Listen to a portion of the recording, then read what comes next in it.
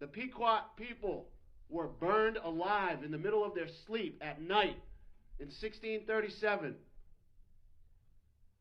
Mass Bay Colony, Plymouth Colony, Providence Plantation, Mystic Seaport, all English colonies banded together to burn women and children while they slept in a village at night. They barricaded the exit. They did not allow anyone to leave. They wanted them to burn. They were proud that they burned. This country was proud to write. We could smell their burning, rotting flesh for over a mile away. It's written, folks. Please read it on your own. I am not making this up. Stephen King can't make this up. He was so proud, the town of Norwich, Connecticut, had a statue honoring this man up until roughly a decade ago.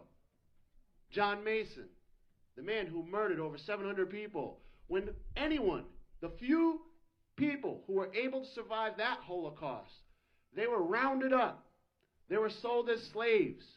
Before they were sold, they were marched all the way from Connecticut to Mass Bay Colony, present-day Boston. They were placed on trial. They were declared to be sold as slaves.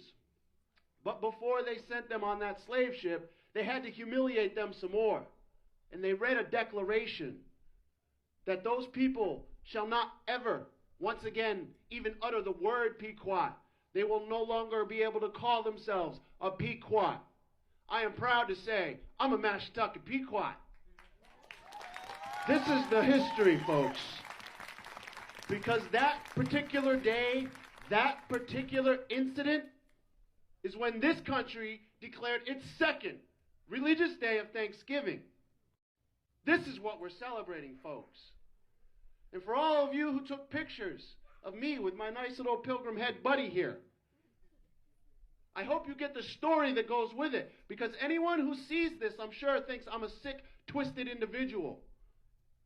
This is a reminder. This is what Hallmark greeting cards and Charlie Brown cartoons should be showing when we celebrate this holiday every year, when we celebrate Columbus Day every year, because this is what it represented. I'm going to shut my mouth so we can get on way with this march through town, because we need all of you who are here to get this story out to the people. I can only visit so many schools in this time that I am here on this earth.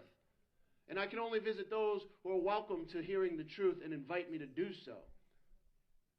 I encourage all of you to do the same. I look out and I see in this crowd, I see some people that I've been at their schools, and they are here now, standing in solidarity. I really appreciate this. It means they're listening. Somebody's listening, and they don't appreciate what's going on.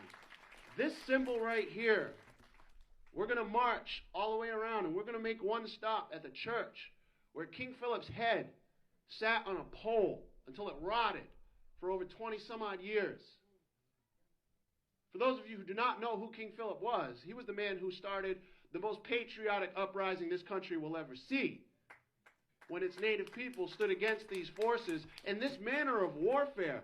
During King Philip's War, when King Philip abducted Mary Rawlinson, she reported in her own writings she was treated with far greater respect by this savage than she was by her own people.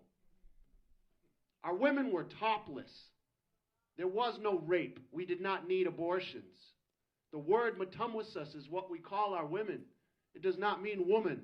It means she who makes all decisions. We had a high respect for our women. That was something Pilgrims never understood and still does not translate into America today.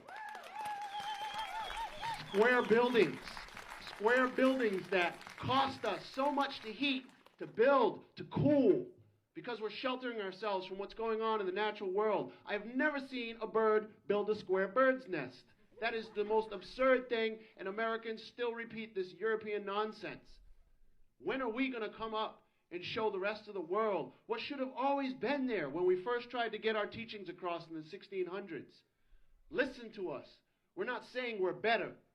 We're just saying this works in nature.